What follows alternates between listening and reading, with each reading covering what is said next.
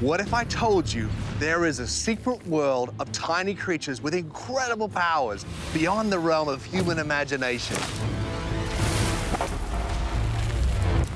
When you realize the phenomenal abilities of these tiny little animals and what they're truly capable of, in comparison, we are just big, clumsy giants. I've devoted my life to unlocking the secrets of these miraculous mini monsters.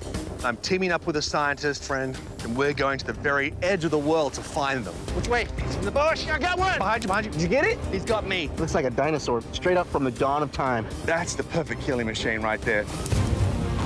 I'll show you, pound for pound, they stack up against any creature that ever roamed the earth. Bite that. Oh! He destroyed my sensor. This is in the realm of superheroes. Size does not matter, especially when you're a little giant.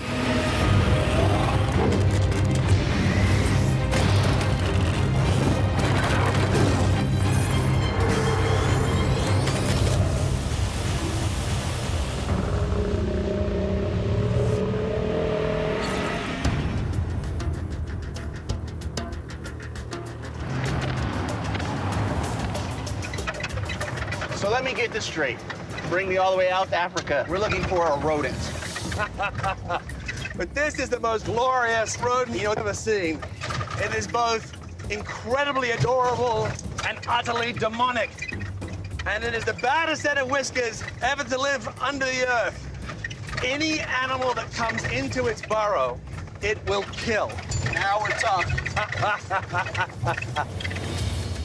Today, we're scouring the wilds of South Africa in Mpumalanga, and we're looking for the Cape mole rat in this part of the world. There are many extraordinary animals above the ground, but underground, there is only one Lord Supreme. This ferocious herbivore is basically a drill bit in a fur coat and a bad attitude. And its formidable reputation is based on the first thing that you see when you behold this creature, a giant, razor-sharp set of teeth that come outside of its face. And not only are these capable of eviscerating any potential predators and rivals, he also uses them to dig a complex series of tunnel and burrows that become his underground kingdom, which is why the Cape mole rat virtually never leaves its burrow. There's no doubt about it. The Cape mole rat really is the king of the underground.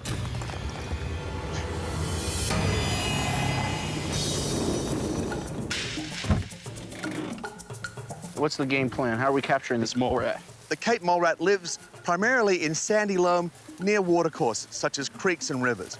So we've got to seek out this tributary of the Crocodile River, find ourselves some of the sandiest soil, and start looking for the plants this animal likes to eat. We find the soil, we find the plants, we find a mole rat.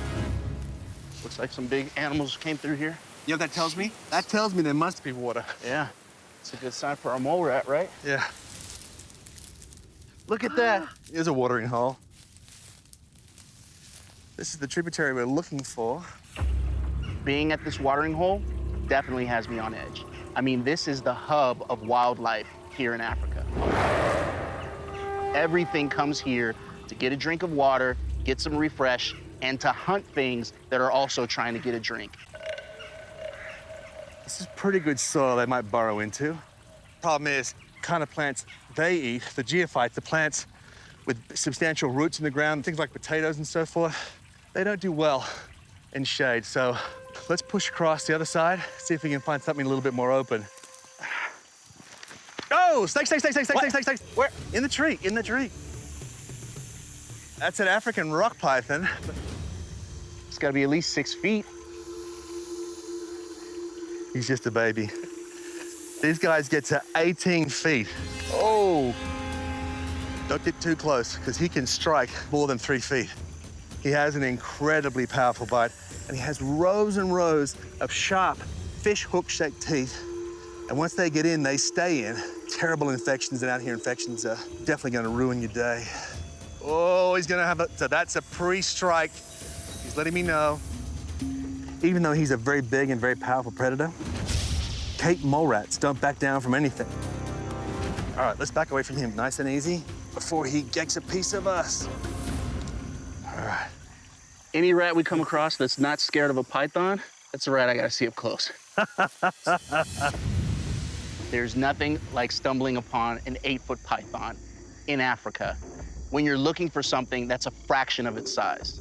Something the size of a mouse, but's got the aggression and fight of a lion.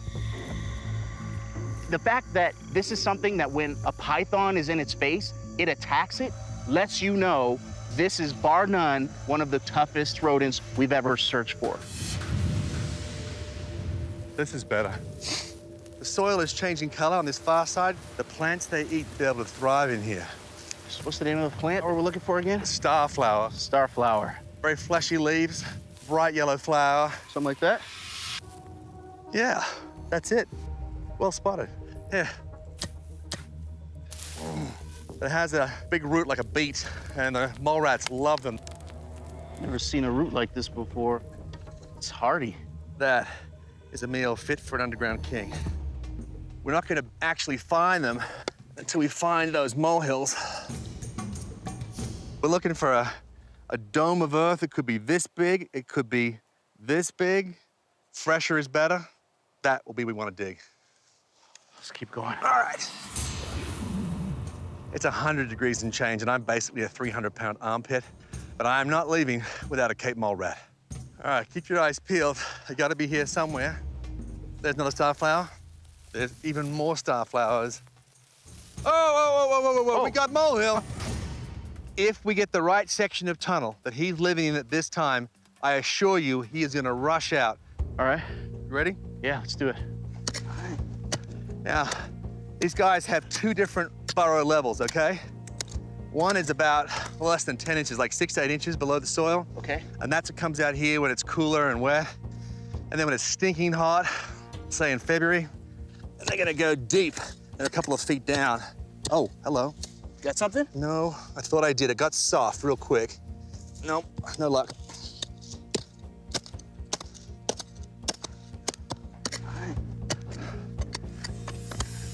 Oh, what you I got a got? hole. Got a hole. Check that out.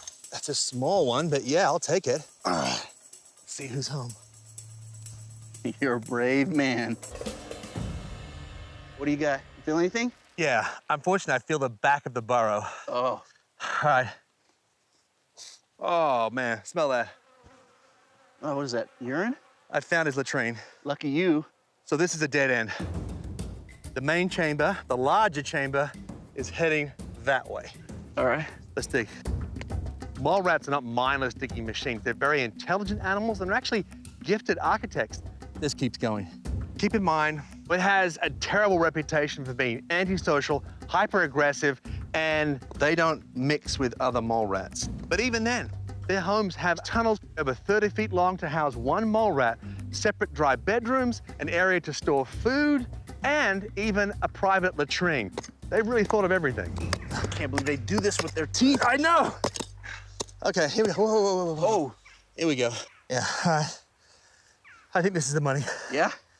Definitely feels like the main tunnel. That's as far in as I can go. Oh, yeah. Oh, God. You all right? Get the box, get the box. I got the box. Oh, my gosh. Oh, my gosh. Are you all right? Why didn't I wear gloves? Look at those teeth. Wow, that really hurt. He just got me good. Just went chomp right in. I tried to give my other hand, bang, same treatment. And this one in particular went real deep. Look, it went right through to the bone on this side. I've had dog bites that hurt less than this. I got bitten on the nipple by a jackfish. It hurt less than this. I can't wait for you to tell me how powerful that bite is. Let's get him back to the tent. Heck yes. Oh, well. You got any Band-Aids? I think you need more than a Band-Aid for that. At least I have my rabies shots. This Cape mole rat, it's got a face that only a mother could love. This is a terrifying little rodent. When we get back to the lab, I am testing its digging power, and I'm definitely testing its bite force after what just happened.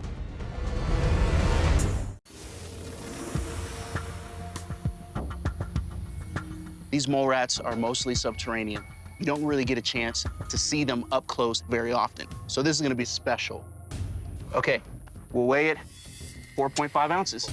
I've had hamburgers that weigh more than this. I should hope so. And he's 5¼ inches long. Let's get a good look at him. Oh, he looks like a cute little hamster. Yeah. But he is a buzzsaw in a fur coat. And that fur coat is extraordinary.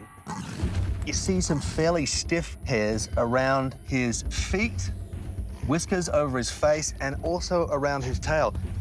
By having these stiff hairs all around his body, he has 360-degree capacity to pick up any vibration in the same way that a seismometer picks up a potential earthquake. Wow. So he's really attuned to anything happening underground. Now look, it has no external ears. So it's not about picking up the range of sounds that we have.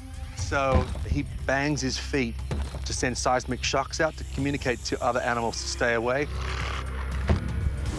Like, what's his strongest sense? Well, his strongest sense, I think, is vibration, but probably also his sense of smell. I'm watching him snuffling through like a little pig looking for truffles. I saw him pick up a little rock and munch on it. So I think his sense of taste actually is incredibly important as well. I think it's a little bit like a great white shark. Bite it first, see what it is, see if you like it, before you make a decision. That combination of senses is what makes him so good at living underground. Is that the most dominant feature of this mighty creature? No. This creature dominates everything below ground, mainly due to those enormous teeth that run right back into the skull and emerging outside of its face as these extraordinary excavating machines, those very sharp rodent incisors. That's how he digs. So mostly he's digging now. During the wet season, the earth is softened from hard concrete to moderate concrete, and he starts plowing through it. And the legs do play a part. Those claws are purposeful. I've seen x-rays show these incredibly heavily built bones and musculature. I mean, he is just pounding it through. It's like watching a pit bull run. All that musculature, it's be like swimming in concrete. And I have a theory that he's using the muscularity of his whole body in that digging action, the biting, the pushing, and then the pushing again.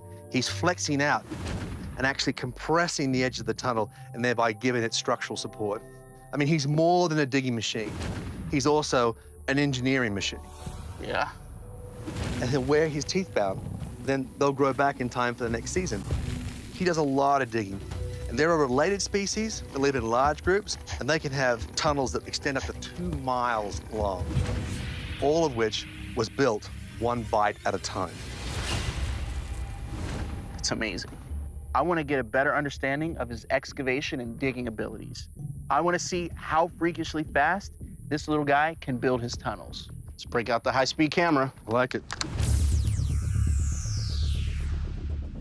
Let's give him a little time to get familiar with his new surroundings. Mm-hmm. This is the same soil he lives in. He doesn't know what to make of it. Here he goes. Oh, wow. He is straight into it. Oh, man. The earth mover is in. And look how much ground he's covering, back and forth, constant motion. Now just watch the amount of earth he's moving. Just non-stop. Forget about being as busy as a beaver. You want to be as manic as a mole rat. Look how quick he is. He's fast. Oh, he's so fast. That's so impressive. I want to see the video. Let's see what we got. Look at that. Look at those teeth. Boom. I can't get over how efficient his digging mechanics are. His digging technique has been evolved to an art form over millions of years. Wow. It's an incredible system. You slow it down, you see the teeth biting into the earth, and then you see the earth being moved under the body with the front feet. Yeah. And then the back feet taking over and pushing it outside of his rump. It's almost like the repetitive action of a world-class swimmer. But in this case, it's not a breath of air, it's a mouthful of dirt. Pump.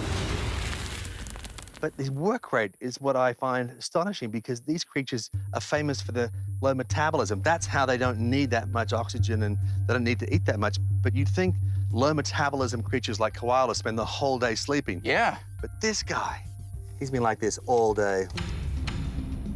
How fast was that, man? He's 5 inches long and he's tunneling forward about 1/10 of his body length every second. That's half an inch per second. So impressive. I can't think of any other animal that burrow with that kind of speed. He'd make an amazing tunneling machine. Heck yes, he would. Imagine this guy being as big as a 15-foot tunnel boring machine. If they went on a tunneling race across the length of a football field, the tunneling machine would take about 2.5 days to dig through the 100 yards of earth. But our colossal mole rat would go end to end in just 3.5 minutes. That's a runaway touchdown for our little giant. There's likely no digging tool in the natural or mechanical world more efficient than our toothy rodent. That's remarkable. It's just a finely honed digging machine, literally biting his way through the planet.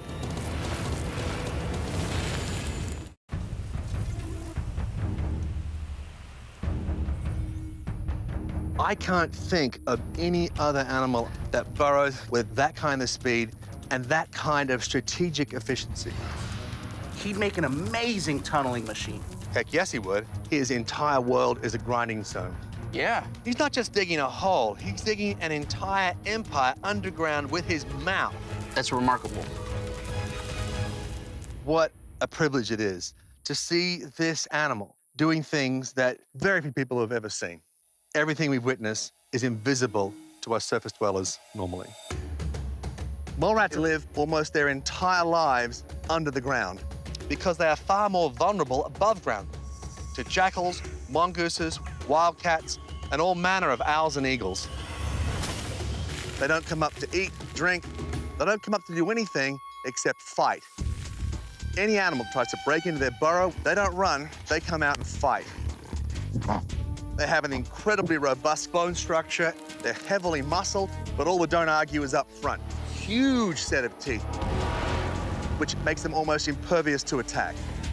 And the irony is, the more he uses them, the sharper they get. I want to test its bite force, especially the power of his bite and the strength of his jaw muscles. Let's do it. All right, big guy. No matter how many times it bites you, it's all a fail until you get him to bite on the circle where the sensor is. I hear you. You ready? Ready as I'll ever be. Ah! Look how quick he is. Oh, and the teeth. I am aging decades just trying this. I spoke to the researchers at the University of Pretoria, the experts on this species, and they told me the best place to grab one is just above the tail.